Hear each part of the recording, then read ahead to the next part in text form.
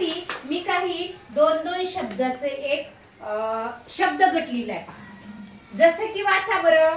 I am, he is. आपण बऱ्याच वेळेस पुस्तक वाचन करतो पण त्याचा अर्थ आपल्याला त्या ओळीचा लागत नाही. मग छोटे छोटे असे शब्दगट जर आपण लक्षात ठेवले एक टेक्निकली तर आपल्याला एक वाक्य समजण्यासाठी सोपं जाणार. आता आपण पाहू. आय म्हणजे काय? एम म्हणजे काय? एम हे हेल्पिंग वर्ब फक्त आय साठी वापरलं जातं प्रेझेंट टेन्स मध्ये, म्हणजे वर्तमान काळ.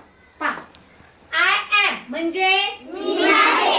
ही साठी इज वापरलं जातं. ही म्हणजे तो, इज म्हणजे आहे.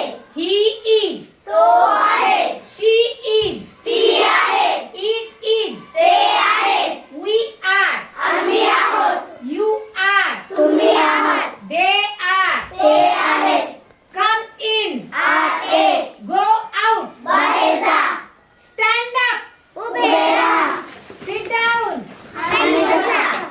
पहा, आता या शब्दगटाचा अर्थ जर आपल्याला कळाला तर आपण वाक्य कसे तयार करू शकतो. पहा आता. आय एम इटिंग, मी खात आहे. बघा, एम इज आर हे सहाय्यकारी क्रियापद हेल्पिंग वर्ब वर्तमान काळात वापरले जातात, म्हणजेच त्याला आपण इंग्रजीमध्ये प्रेझेंट टेन्स म्हणतो. बरोबर आहे. मग याच्या पुढे तुम्ही मेन वर्ब लावून त्याला आयएनजी लावून वाक्य पूर्ण करू शकतो. आता आय ला फक्त एम लागतं, ही ला इज, शी ला इज, इट ला इज. वी, यू आणि दे हे अनेक वचनी नाउन आहे.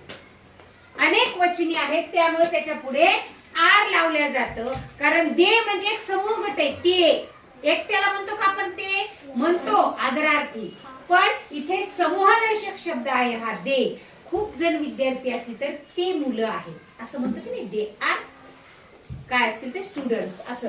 आता या सूचना आहेत, कमांड्स आहेत, म्हणजे काही शब्द गटांचे अर्थ आपल्याला कळाले की आपल्याला काय होतं, वाक्य सुद्धा पूर्ण करायला छान मदत होते आणि त्याचा अर्थ पण आपल्याला लवकर कळतो. असे दररोज आपण छोटे छोटे शब्दगट घेऊया म्हणजे आपल्याला त्याचे वाक्य पण तयार करता येतील. लक्षात आले? हो. छान.